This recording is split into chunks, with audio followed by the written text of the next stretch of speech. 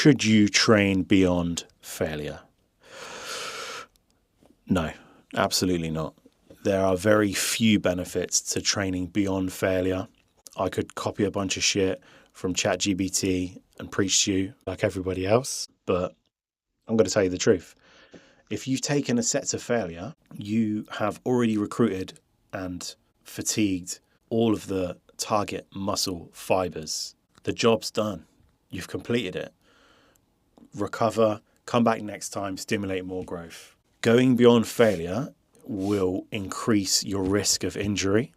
You're going to get tendonitis. You're going to increase the amount of time that it's going to take you to recover from this gym session and prolong being able to come back and stimulate more growth. We want to do it as frequently as possible. We want the cycle to keep spinning. We don't want to be held up, not be able to train for a week because we've been taking the piss doing a fucking triple drop set. Damage does not equate to more gains. For instance, when I was a young buck, when I was still coming up, I'd been training for like a decade, say. The old story, got a girlfriend, had a kid, stopped going to the fucking gym like a chump.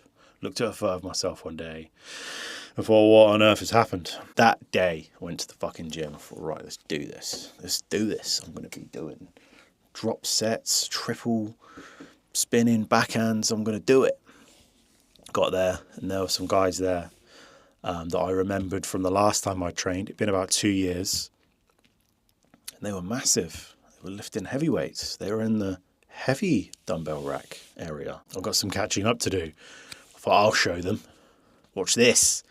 I'm going to come back next week and be bigger than ever. So I was doing it all. I was fucking cheat repping, then partial reps, and then drop setting, and then I'd do it again as I'd pick a weight, do as many curls as I could with it, then start swinging it, get up, slowing it down, swinging it up, getting it down until I couldn't do it, and I was doing it with partials.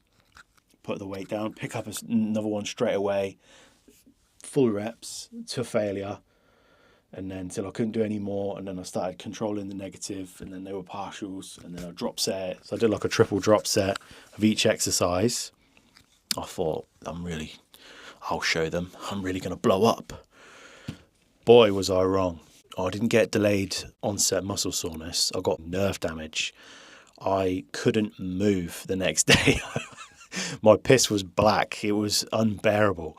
My missus had to help me get dressed. I just craved red meat to fucking heal from it. Oh, I blew up all right. It was just pure inflammation. I don't know what it was. It was horrible. Such a bad idea. And it honestly felt like nerve damage. I felt like I'd lost some sensation in my fucking hands from it. Not a good idea. And then I couldn't train again for like a week because it affected everything. It's just arms. So now I couldn't really train push or pull. We all learn from these experiences. And damage does not mean more gains. The only benefit to going beyond failure is to get a savage pump. And you shouldn't do it very frequently for the reasons I've just explained. You're gonna damage yourself too much and you're not gonna be able to heal from it. You're not going to grow from it. So at the end of a training block for the final week, once a day for that final week, then take one exercise beyond failure. I'll do a drop set because it's still good form. Everything's under control. It's still measurable. And you're going to get a nasty pump. And that is going to create just an acidic, mad environment. And that can increase your gains. However, probably not in the order that we're looking for. For instance, the gym that I used to go to, there was a gentleman, I'm not going to say his name, but he did these kind of workouts. So he'd just do biceps for like an hour and he'd do it several times a week. And he used to get a mad pump, no doubt, but you'd go back a year later and he'd look exactly the same. So you're not really growing any new muscle and any new tissue from these kind of workouts. In fact, you're just wasting your time. You're wasting far more time. It's kind of like doing cardio with weights. And there's nothing wrong with that.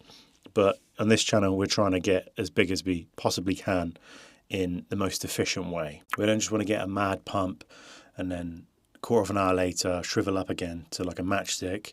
We want to make noticeable gains in a linear fashion consistently year on year for the rest of our lives, hopefully. So you should train to the best of your ability as frequently as possible, and that is how you're going to grow.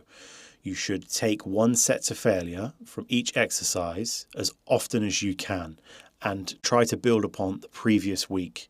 So whether you do an extra rep or you increase the weight ever so slightly, progressive overload, training to failure, focusing on your recovery and being consistent.